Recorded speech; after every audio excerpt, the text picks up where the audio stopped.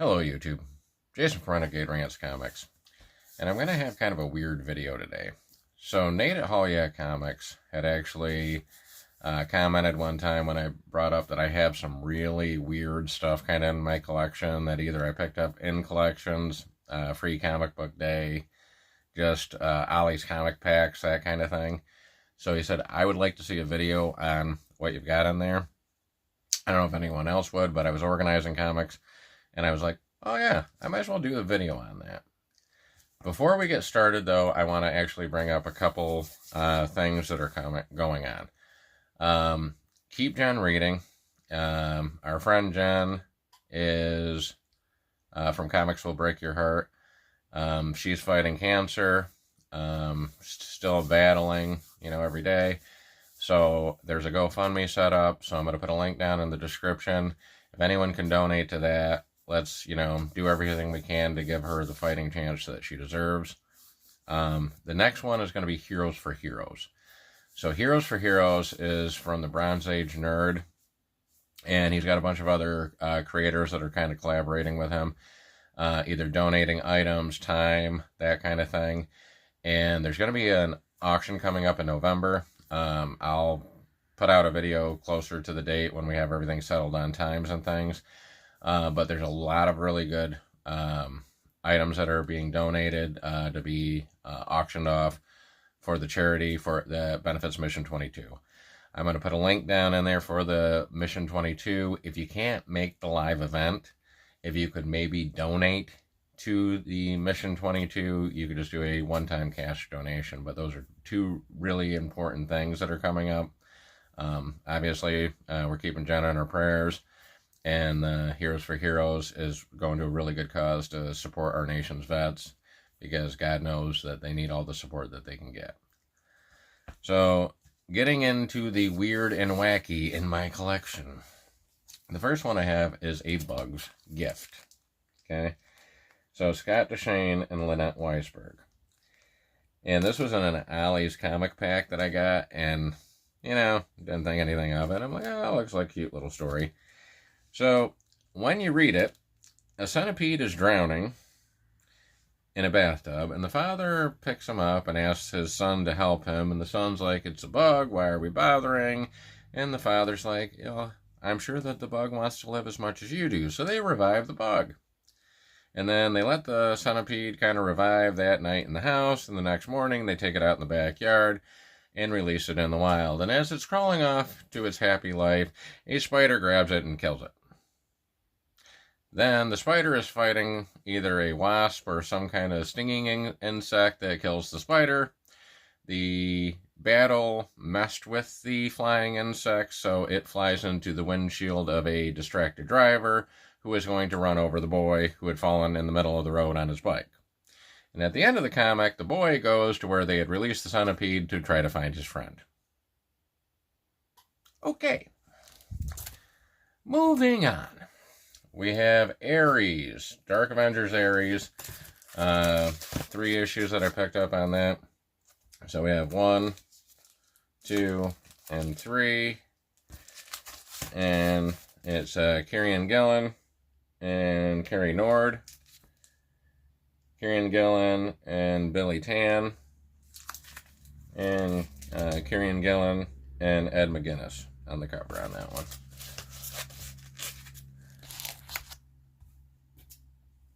Then we have image number 1, Bastard Samurai. So, let me get to my notes here.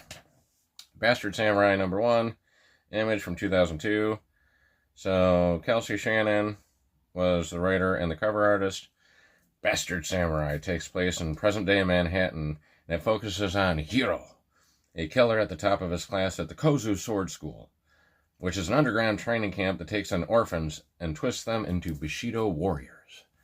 I think there's like 3 issues in this, so I'm missing 2 and 3, so I'm going to be kind of on the lookout for that, but very interesting read. Now, the next one is actually a Key comic, but it was kind of an obscure pickup when I picked it up kind of thing. Now, Batman was my jam. When I was a kid, growing up. Michael Keaton Batman came out when I was a kid. I could probably recite every line in that movie. I probably watched that thing 1,000 times. I wore out 2 VHS tapes on this thing. Kids, VHS is what we had before we had DVDs. And newer kids, DVDs are what we had before we had Netflix. So basically, this is Batman 106. James Tinian IV wrote this from Something is Killing the Children, Nice House by the Lake, Nice House by the Sea. And Jorge Jimenez was the cover artist. This is a first cameo appearance of Miracle Molly, and it's the first cameo appearance of Master Wise. James from Hunter Comics, when he was going out in the wild, always was talking about this book, saying it's an undervalued book, it's an undervalued key, and you can usually find them in dollar bins. I found 2 copies of this. I picked both of them up. It's usually between an $8 and $10 book. And a lot of times people don't know what it is, so they throw it in the dollar bin. So if you see this, pick it up. But really, really good comic right there. So the next thing I've got, I'm into motorcycles. So when I grew up, I got into Ghost Rider with a bike. I've got a 2006 Honda Shadow Spirit I ride around on all the time. And basically, Renegade was a TV show that had Lorenzo Lamas from Stephen J. Cannell, who did the A-Team and Rockford Files and a bunch of other shows in the 80s and early 90s. And he actually starred in it as well as the evil Lieutenant Dutch Dixon. But Renegade is actually where I kind of came up with the name for the Renegade thing. My grandfather and I used to actually watch that show religiously. So anything with bikes, because he rode around as a bounty hunter that was actually wanted and had a bounty on himself. But anything that's got motorcycles in it, if I see it comic book wise or, magazine wise and stuff like that, I'm usually picking it up. So we have Blood, Skulls, and Chrome. I got issue 1 and 2, and this came out in 2021, and it was Second Sight Publishing, and then the writer was Henu Casola, and Miguel Ruiz was the cover artist. And this is talking about a Texas-based outlaw motorcycle club. In the first couple issues, as you can see with the shovel there, they're burying a body in the desert or out in the wilderness somewhere, so it's pretty interesting. Next thing we have is Bloodstrike. So we have Bloodstrike number 25. Okay. And this is from Rob Liefeld, of course. And you have to have at least one of these in the collection. That's what I've been told. Or that's what I'm telling you or telling myself. Or I don't know. It just seems good. Now, Daredevil is something that I don't collect. Not that I don't like the character. Just nothing that I kind of wanted to stay in a certain thing and not go down rabbit holes kind of thing. And Daredevil's one of those rabbit holes because I know you can get a really good Daredevil run relatively inexpensive if you're not looking at some of the key issues kind of thing. But this, I think, was in a dollar bin, and it's Atlantis Attacks Daredevil. And it was multiple writers on that. Peter Sanderson, Jerry Conway, and Greg Wright. And cover was Ron French and Joe Sinat. And then the next one that I've got is actually a key Daredevil book. And of course, with my Punisher love, I needed to get Daredevil 183. That iconic Frank Miller cover. Frank Miller also wrote the story in this, so I've got this in the collection. They actually came out with a facsimile edition after I bought this, but this actually wasn't too bad. I'd say it's a lower grade copy, but I have the original, so I'm kind of happy with that. Now, getting back to obscure, we have Dark Red. So Dark Red was from 2019, and it's about vampires in America's heartland. And it was Tim Seeley and Aaron Campbell on the art on that. Now, when I first looked at this, I really thought it was supposed to be Marilyn Manson.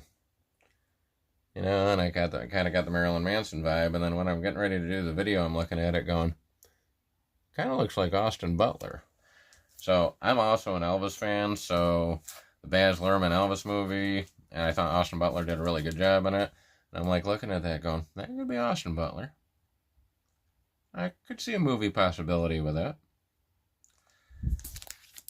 So now we're going to move on to the Electric Black, the Children of Cain. So this is from 2022. I think it was Free Comic Book Day. Yeah, right down there. Free Comic Book Day pickup. And it was Joseph Schmelk and Rich Woodall. And it's the original entry expanding the Electric Black universe. And then I have a good Kamiko Elemental 17. So Elemental 17, Bill Willingham, and then I couldn't find the actual just cover artist. I don't know if there was multiple cover artists, so it just said artists for this was Kurt Mossert, Bill Willingham, and Bob Priya. Now, the next group that I've got is actually, it was a bundle that was on a Free Comic Book Day at one of the LCSs I went. And I actually kind of put it down a couple times, and I'm like, I've got to get this. So if you're not familiar, Don Pendleton in 1969 wrote a book series called The Executioner. And it was Mac Bolan was the Executioner. So we have 1, we have 2, 3, 4, and 5. So the writer on that was Doug Wachowicz, and if I'm mispronouncing that, I probably am. And I think that they did actually like model art on that. I couldn't really find anything on the covers, but this came out in 2008, and this is the Devil's Tools arc kind of thing. And I think they actually had quite a few like different versions of this, but the book series came out in 1969. Now, if you're not familiar with it, Mark Bolan was either a soldier or some kind of cop, something, and his family, his wife and children, are killed by mobsters. And then he goes on, shall I say, a punishing run to take out these mobsters. So this came out in 69. Of course, ASM 129 came out after 69. And this was pretty much the inspiration for Frank Castle's Punisher later on when they retconned the character. So ASM 129 obviously didn't have any backstory with it, but like in the 70s, the book series was still going out, and that whoever decided to like retcon it kind of took inspiration. I'm not going to say they stole it, but I know Don Pendleton actually talked about, the Punisher kind of with this kind of thing, but it was kind of interesting to find they actually made a comic book series of like the book character. So now we've got the Flash TV special. So a couple years ago when I was going to Terrificon, John Wesley Shipp was going to be there, and I ordered this specifically to have him sign it. When the Flash show came out, it was awesome. Like, this suit that was in the Flash show was movie quality or movie grade quality kind of thing. Mark Hamill played the Trickster in this show. Basically, it was 90s cheesy goodness, kind of thing, but it was really expensive to make the show. But it was right after, I can't remember if Batman Returns had came out yet, but I know it was after Batman, the Michael Keaton 89 movie, and Danny Elfman did the music for it, and I know that they had this costume designed. Anyone's watched the current Flash has seen this costume actually show up in the current Flash series, or you know, kind of thing on the CW. And then John Wesley Shipp actually plays Jay Garrick in it as well. But I remember this show. I was going to have him sign it, but his pricing, it was probably in line with other pricing, but it was kind of like the first con I went to where there's a lot of celebrities, and I'm like, I don't have the $85 for the autograph opportunity. You know, I kind of regret it now, but I did buy a lot of other books that I needed for my runs, and that's where I wanted to kind of put my money. So I ended up just putting this back in the collection, but it reminds me of my childhood, so I'm pretty happy to have that. And then I've got Marvel Superheroes featuring the Incredible Hulk 102. So this is Archie Goodin and Herb Trimby, and it's from 1981. Now we got The Human Fly. So The Human Fly 18, this came out on Halloween of 1978. And it was Bill Mantlo, and art was Lee Ells and Rudy Nedro.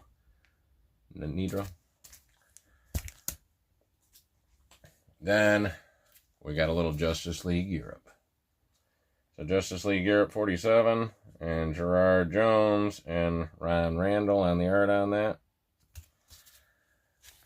And as a Ghost Rider fan, anytime I could find something that's got Mephisto on it. And I didn't realize they actually did this, but apparently they did Mephisto versus, and it was like a series.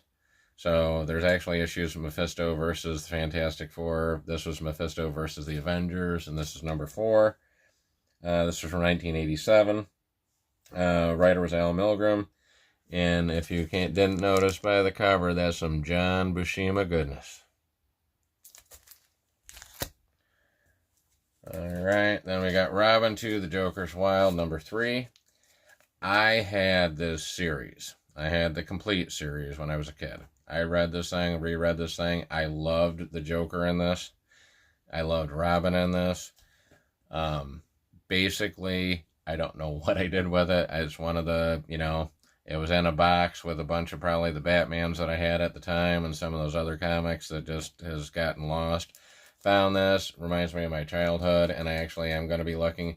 These aren't overly expensive, but even paying $3 for them, I'm kind of like, I'll find them in a $1 bin or a 50-cent bin, and I think I found this like in a 50-cent bin, so I'm keeping my eye out for that. Now, the last book in this video is probably one of the best pickups I've ever gotten.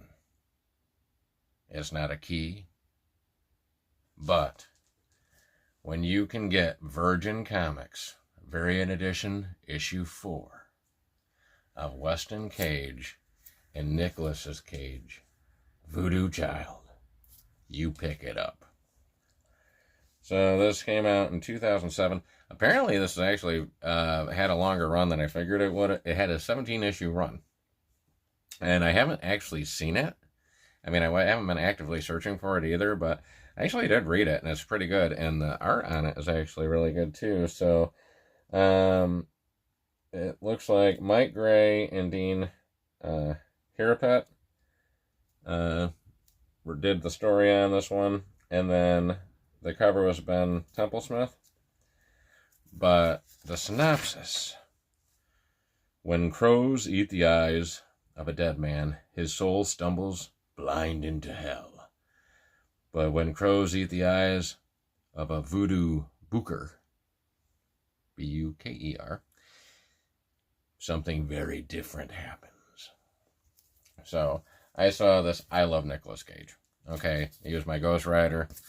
You know, I was really hoping that in Deadpool and Wolverine he was going to make an appearance or something just to kind of finish the arc out. But there's a video going out where he actually was picking up Runfeller, and if anyone doesn't know, he's a huge comic book guy. Had a huge collection. He actually had, I think, like the first Action Comics one got stolen from him, kind of thing, you know, when he was, you know, going out and buying lots of cool stuff. So I love Nicolas Cage. So I saw that, and I'm like, yeah, I'll pick it up, kind of thing. And you can tell he probably helped with the storyline kind of thing, and I'm assuming that, you know, I got to pick up the series, so I'm going to be looking for that. But there's a couple things I want to do for interaction with you guys. So, anybody that wants to leave a comment down below, I've been on a couple live streams, and I've been on a couple, watched some videos and stuff like that. And there's a nostalgia feel about facsimile comics versus the regular comics. And I brought this up 100,000 times, and I'm just going to beat this thing like a dead horse. But somebody brought up a good point that just the texture and the smell, like opening it out of the bag, and you can, just really kind of brings you back kind of thing, versus the facsimile. And then other people argue about the paper quality. Now, like with the Marvel, they use like more of a modern paper kind of thing. I actually like that better. My eyesight is going. If I try to read some of my old Punishers, like the paper, that kind of it bled through, and it's not necessarily that it bled through later on. I think that's how it was printed kind of thing. And it's a little bit blurry and it's dark and stuff like that. Now, I love pulling that out and trying to read it. But with the facsimile edition, I can pull that out. Everything's popping right off of the page at me. Now, DC uses more of a original paper-like substance. It's not quite the same thing. But, it's got the same ads and it's got that. But I want to know what your thoughts are in the comments.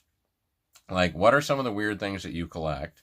And do you think that having the original and being able to pull it out of a bag and board and getting that nostalgia, I don't know if it's a musty or, whatever.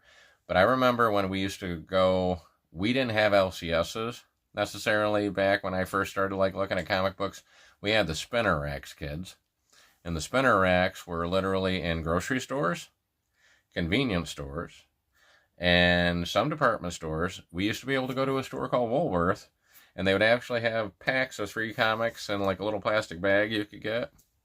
And some of those are actually becoming high value kind of thing. But you could find comic books, but you didn't have a necessarily store to go to, and you sure couldn't buy back issues. The only time you could buy back issues is if you actually went to a bigger city that had like an actual comic book store, or you ordered them. You could actually order them through the comic, and they'd have like a little checklist, and that's where a lot of comics got ruined because people would use pens that would bleed through to the other thing. But that's the other thing too. Like if you bought an original comic and a kid wrote his name in it or did the checklist on what he was collecting, do you feel the comic's ruined? Or is that the history of the comic? Did little Jimmy Johnson that wrote, on that comic, what did he do with his life? Does he miss having that comic? Did he rebuy that comic later on? Is he still a collector? Or, did he ever finish the run? You've got all the check marks in there. But it's one of those things, it's like, I remember just being able to pick up a comic book back in the day, smell it, it brings you back. And even now, if I pull one out, like one of the older comics or whatever from my day, from like the 80s, 90s, it kind of brings me back. So is there some kind of like scent memory thing that's going on? I don't know. But I'd like to hear your comments down below. Like, what are some of the weird things that you would pick up? What are some of the weird things that you would get rid of? Out of this, is there any comic that I am missing that is a high valued, oh my God, we can't believe you have that? Or why do you have that? Or do you think that there's something going on where there's a scent to mind memory thing that makes us kind of drawn to certain books versus others? Just interested. I hope you guys have a wonderful weekend, and I hope you have a good week coming up. Thanks.